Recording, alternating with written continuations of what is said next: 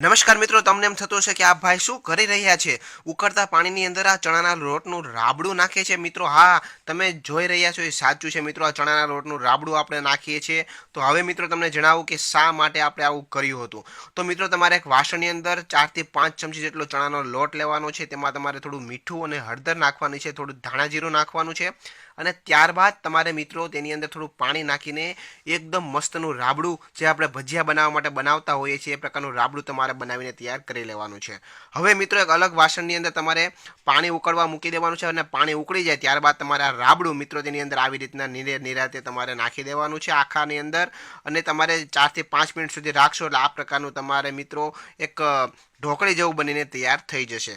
હવે આ કમ્પ્લીટ ઢોકળી બની જાય ત્યારબાદ મિત્રો તેને આપણે અલગ વાસણની અંદર લઈ લેવાનું છે. તમે જોઈ શકો છો એકદમ ચણાનો લોટ પાકી ગયો છે.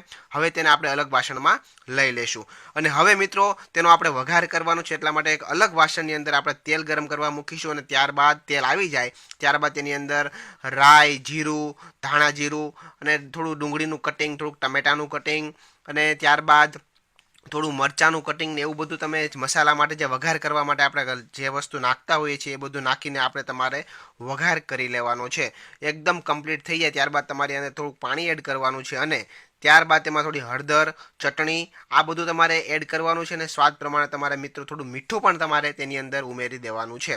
આટલું થઈ જાય ત્યારબાદ મિત્રો તેને ઘડીક રાખીશું, અને વ્યવસ્થિત બધું પાકી જાય, મતલબ કે કાચું હોય એ બધું પાકી જાય, બફાઈ જાય ત્યારબાદ મિત્રો તેની અંદર આપણે ગરમ મસાલો, જીરું પણ એડ કરીશું, અને ત્યારબાદ થોડું પાણી ફરીથી એમાં એડ કરીશું, કેમ કે થોડોક વ્યવસ્થિત રસો બનીને તૈયાર થઈ જાય.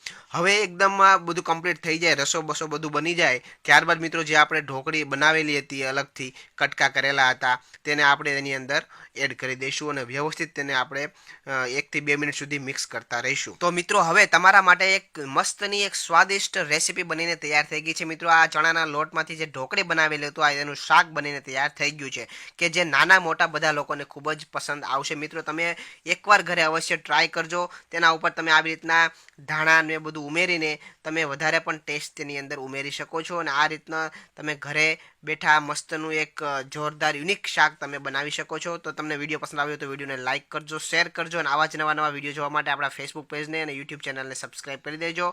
તો મિત્રો, ખાસ કરીને વિડીયો તમને કેવો લાગ્યો કોમેન્ટ કરીને જણાવજો, અને આ તમે શાક ક્યારે તમારી જિંદગીમાં તમે ખાધું છે કે નહીં એ પણ તમે કોમેન્ટ કરીને જણાવજો. ધન્યવાદ.